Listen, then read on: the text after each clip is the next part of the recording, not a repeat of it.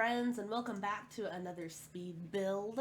Today we're doing a small Sulani home that right now I have set up for 2 sims. You could honestly use it for like a 3 sim, like single child family, or you could use it for just 1 sim. But the idea was that this build would be good to use for the newest scenario that just came out, at least the newest as of the day that I am recording this video. Um, because it's the one that's supposed to be for like International Women's Month, I believe, is like the special celebration, but it was the mentorship one. So I set up this house for 2 very specific sims. You guys will see me play in this house when I play through the scenario for the next video that'll be coming out hopefully tomorrow, I believe, if I can remember correctly. But my idea here was that this was a good house for a sim who lives in Sulani and who primarily works on logic and computer based skills. So the general mental skills, and then her niece who has an interest in those things. And so it's really supposed to be set up for them both to be able to do some very techy, like logic based things. So I put in a couple of like fun items, and then a couple of items like that I don't usually use, and then a couple of items that overall would like help with those kinds of skills, because I'm not completely sure the direction that playthrough is going to go yet. So I try to just make sure there is as many options as possible. And you can see here, I really struggled with the roofing of this house. That's one thing that usually, if it's not like a challenge based build, what I will do is I will try to build like the exterior of the house, give myself like enough room, and get like a vague idea of the shape of the house that I want to do. And I will usually build out the entire exterior before I even move to the interior of the house, because for me, the exterior of the house is the most difficult.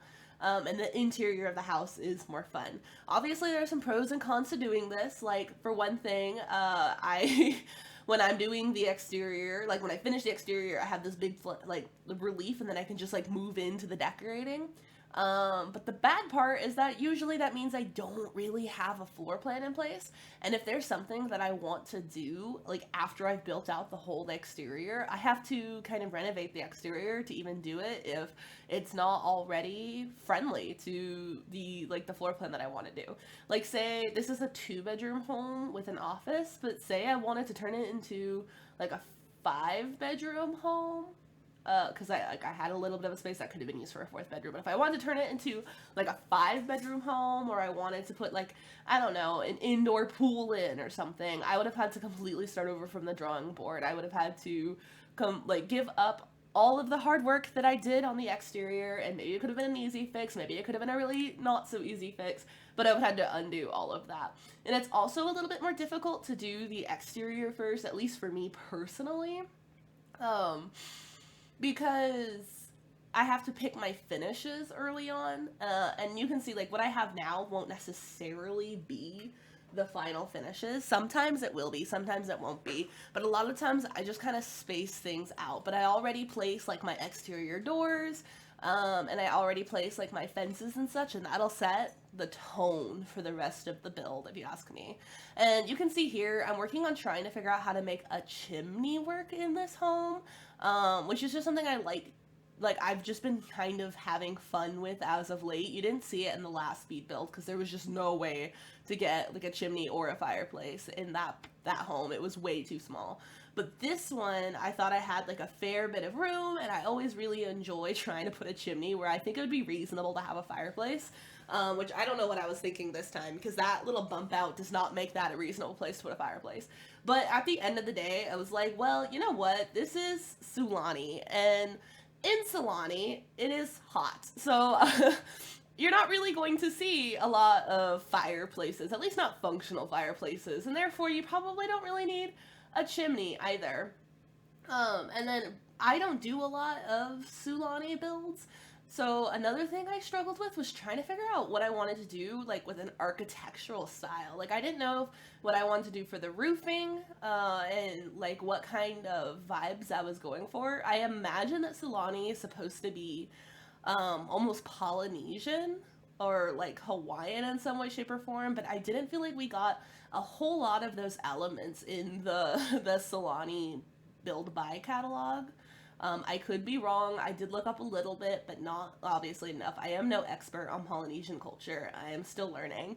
But because of that, I kind of felt like a fish out of water when I was doing this build, and I just couldn't tell if it looked right or not, what colors I should be going for. I wanted it to be somewhat eclectic, at least like in terms of being colorful and not being like all white trim, that sort of thing. I wanted it to feel like almost natural and blend in with the environment with lots of like plants and greenery and like embracing the Sulani weather. And then I was also thinking when you're that close to the ocean, a lot of like the salt in the air is going to cause certain things to be more weathered.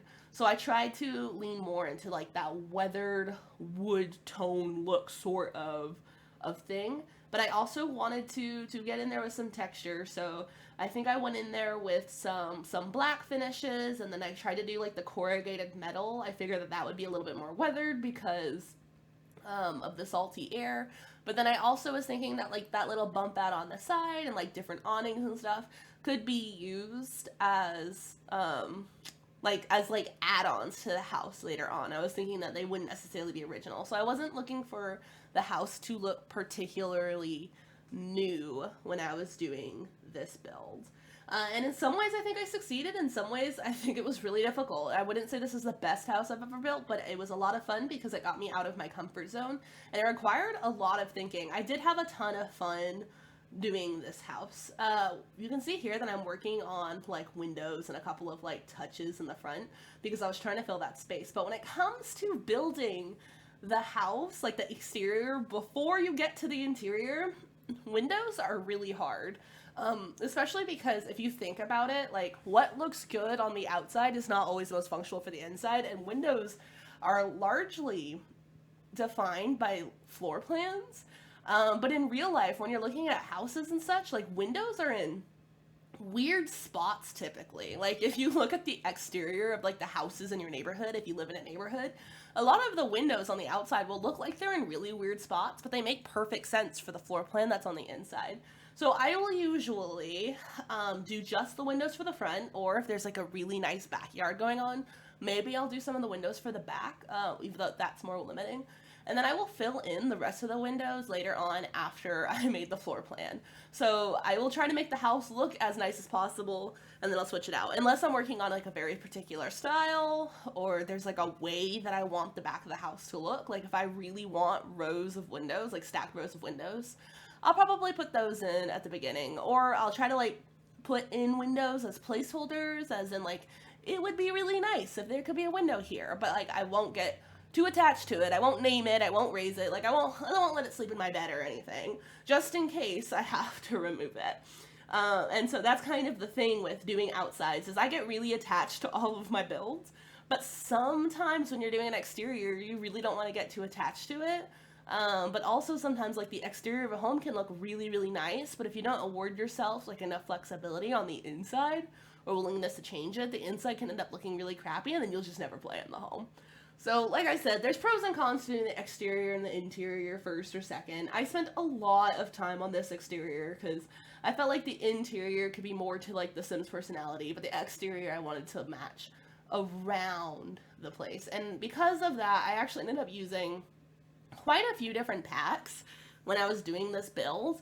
But one of the main packs that I was using, what is this one called? The Adventure World one. Oh, how could I possibly forget it? It's got some of my favorite build items, and it took me a long time to buy it, but I really, really love it. But the one where you go, the Salvadora, El Salvadora, I can't pronounce that properly, Salvadora. Either way, that's the pack that I used a lot of the plants from, especially, but I used a lot of finishes from that pack. I just felt like it went quite nicely with a lot of the Sulani landscape. So I deeply enjoyed getting to use that, and I feel like with that pack especially, that the plants are incredibly detailed, but the textures of the build by items are immaculate. And like especially the wood tones, like those wood floors and the entryway console tables and such that are a part of that pack, just they make me sing. I absolutely adore them. Another bad habit I have, when I am building on interiors especially, is I take forever to put my lights in. So I am so sorry that part of this is actually going to be built in the dark. I promise I tried. It took me a moment before I was like, you know what? I think it would be really nice if we could see. So I finally put some lights in. But the second thing that I do for like a two-story or multi-story home in when I'm building exterior first is I will put stairs in, because stairs are also such a big part of floor plans, and when the upstairs is smaller than the downstairs, like in this particular build, you absolutely have to have like the stairs in a very specific place. And one thing I really wanted was for that bump out to be like almost an outdoor sunroom. So I really couldn't press the stairs up against it in that like almost chimney nook like I had originally thought that I wanted it to be in. So I had to lay out the upstairs before laying out anything else. And in the end, this home ended up being 2 bedrooms and then 2 bathrooms. 1 bathroom upstairs and 1 bathroom downstairs, which was really, really fun. But I also noticed when I was doing the roofs, because I was roofing the house for a really long time, but I was roofing the house based off of having the front, like, patio area, and then again off of having a chimney that I ultimately ended up deleting. So what happened was when I painted the roof, I ended up also painting the interior of the upstairs, and I wasn't really able to change that. I fixed it a little bit in the areas I really didn't want it. But at the end of the day, I ended up really liking that swatch on the inside of the house. So I ended up using it upstairs in the hallway, and I think potentially I used it in the stairway also. So you can see here, I'm kind of like trying to figure out how to open up the floor plan a little bit, because I have a lot of wide open space and I have an idea of what I want to be where. But like that big archway, I decided I wanted that to be a dining room. And then that like smaller room next to it, I really wanted to be the kitchen, but I didn't want to put 2 archways next to each other. So what I ended up doing is putting a fence there and then putting like, I think they call it like freezing in the game. I'm not completely sure, but I basically like built my own open arch to try to like be a walkway into the kitchen, because I also didn't want it to just be an open wall.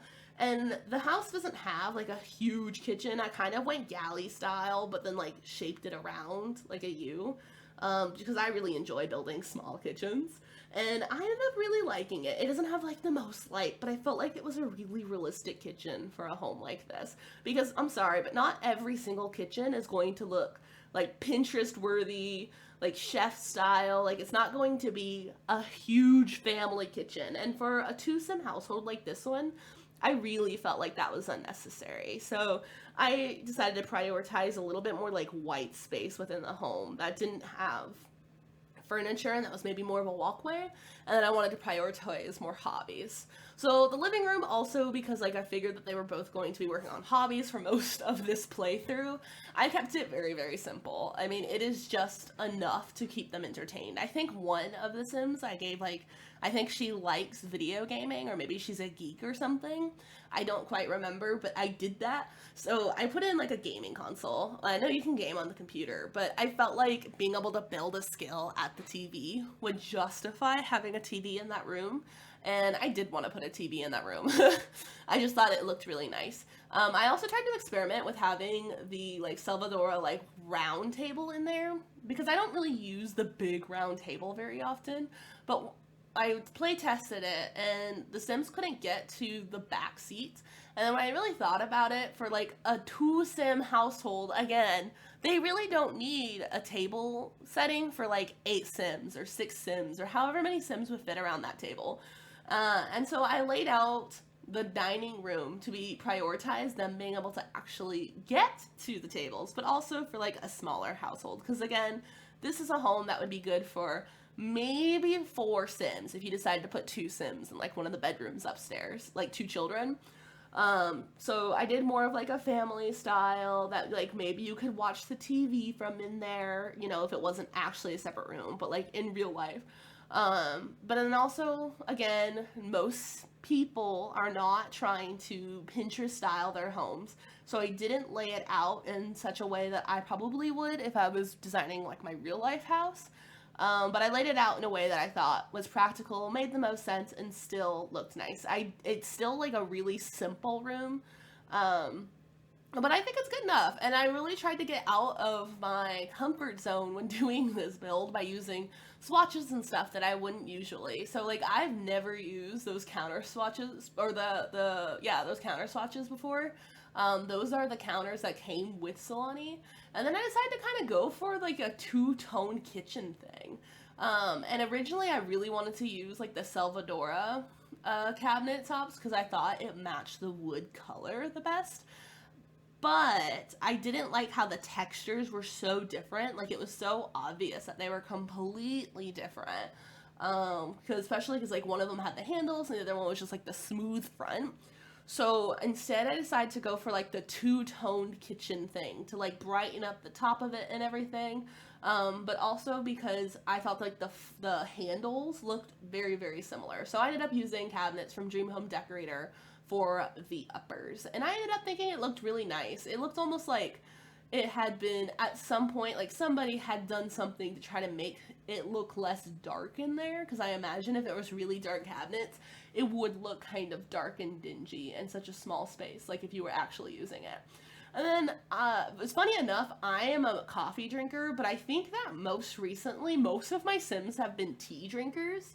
And it's not particularly because I am becoming a tea drinker. I do like tea, but I promise, like, coffee is my first and only love. No one needs to worry that I am giving up on that. But in The Sims, the coffee machine is kind of really annoying because the Sims don't autonomously clean it out, for one thing, which drives me absolutely crazy. But also, it only makes them energized and it doesn't actually help with their energy levels, at least not significantly. So I don't find coffee in The Sims to be all that useful. But the tea brewer will affect a lot. And I was thinking that we would need as many focus boosts as we possibly could in this playthrough. So I put in the Tea Magic tea brewer because I figured that we could brew whatever tea makes us the most focused and then just drink that whenever we're trying to like up our skills. So I don't know how well that will work, but I definitely tried.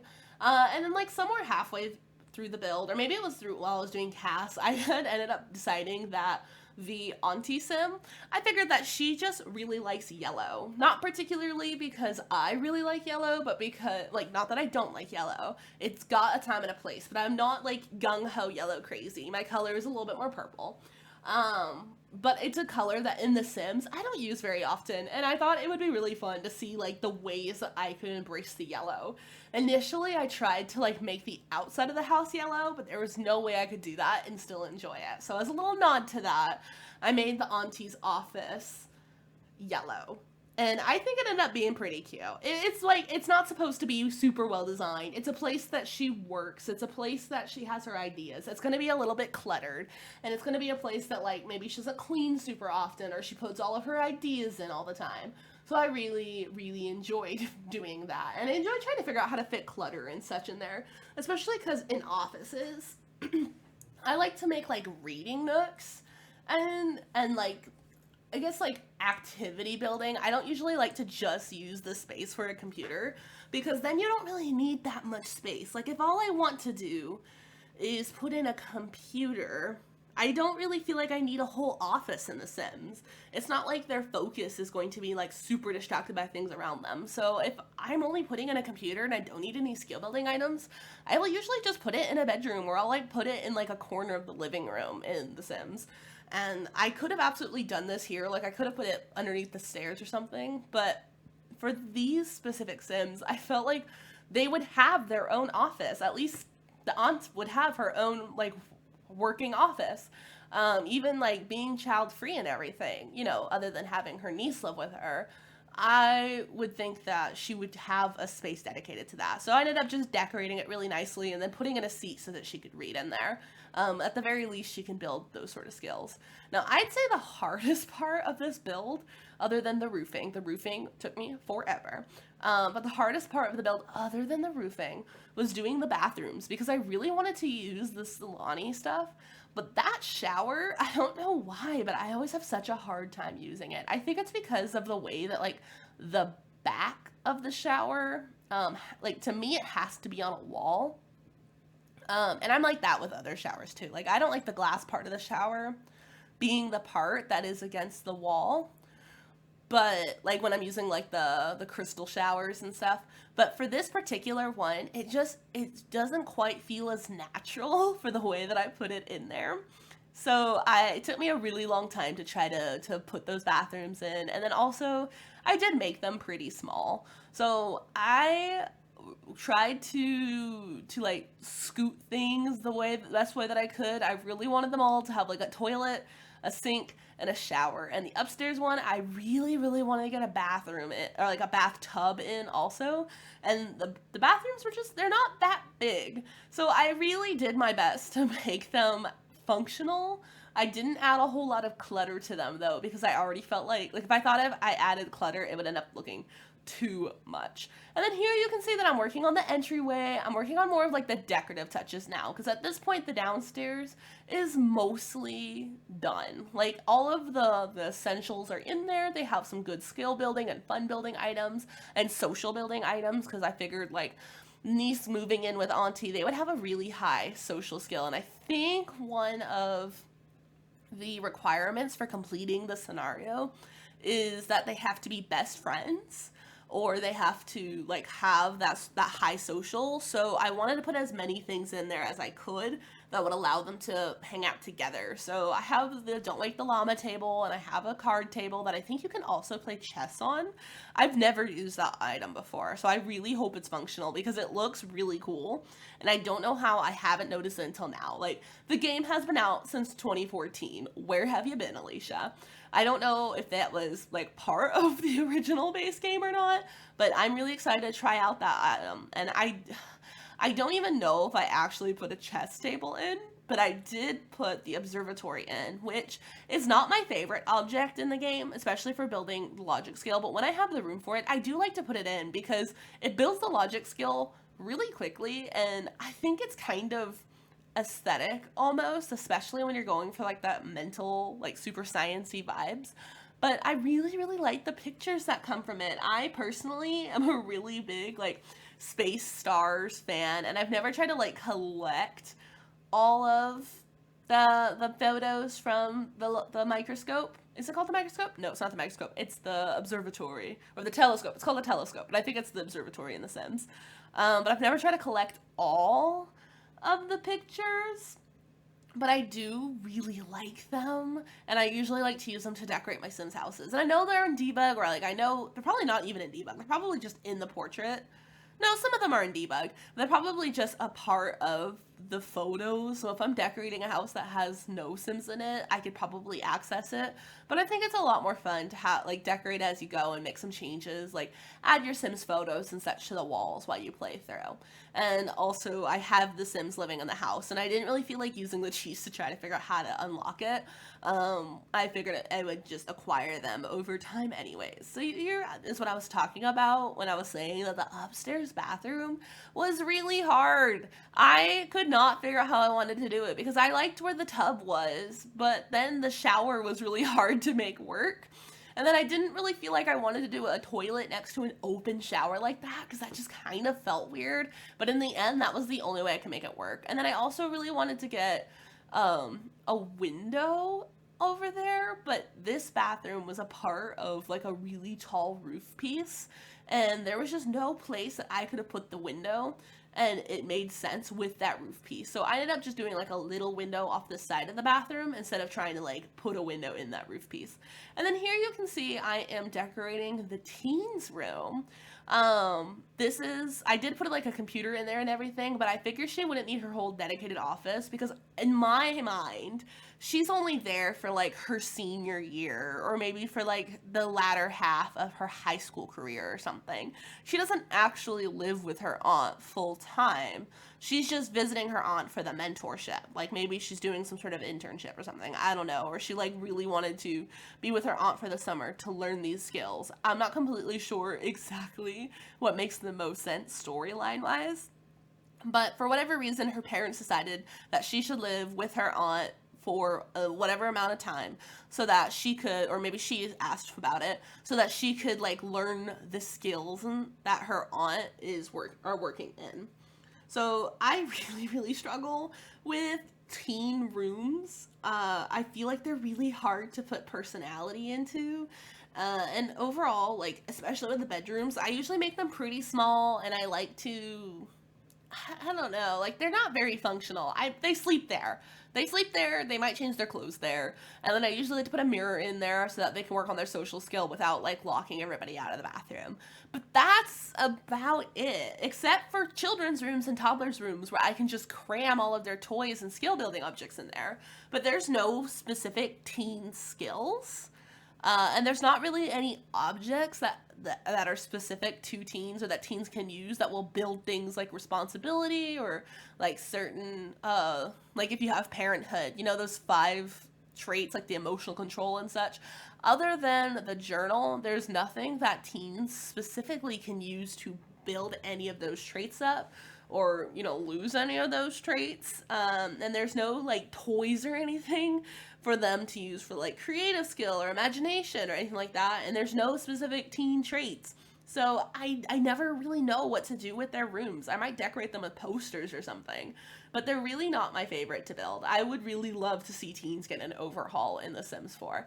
And maybe for you guys, you really enjoy the teenhood as like an introduction to young adulthood to like maybe get up some of those skills that will help them later on in their careers, maybe get some promotions. But I usually spend the teenhood trying to like fulfill as many whims as possible. To the extent that it's reasonable. Like if my teen sim is like, oh, we don't have a pool, I want a pool, I usually won't like renovate the entire freaking backyard for the teen to have a pool, because in real life, like for most parents, the teen is about to go to college. They're not going to renovate the whole backyard just because their teen says like, oh, let's drop $20,000 or $10,000 on building a pool in our yard, mom and dad. And that's me being like really generous with the estimate. So most of the time those whims will lead me to like take them to the actual county pool and stuff. And then it's also hard because as soon as the Sims age up to be a teen, they're already like choose your lifetime aspiration. And I don't really know any teenagers that know their lifetime aspiration. Even me, as like a very, very type A teen, like I knew what I was going to study in college, and that is ended up what I ended up getting a degree in. And I was very like aware of what I wanted to do in the world. I still did not know my like lifetime aspiration. So not my favorite thing when it comes to teens, personally. But guys, that's the build. So thanks for watching. I hope you have a great day, and let's roll the screenshots. Bye!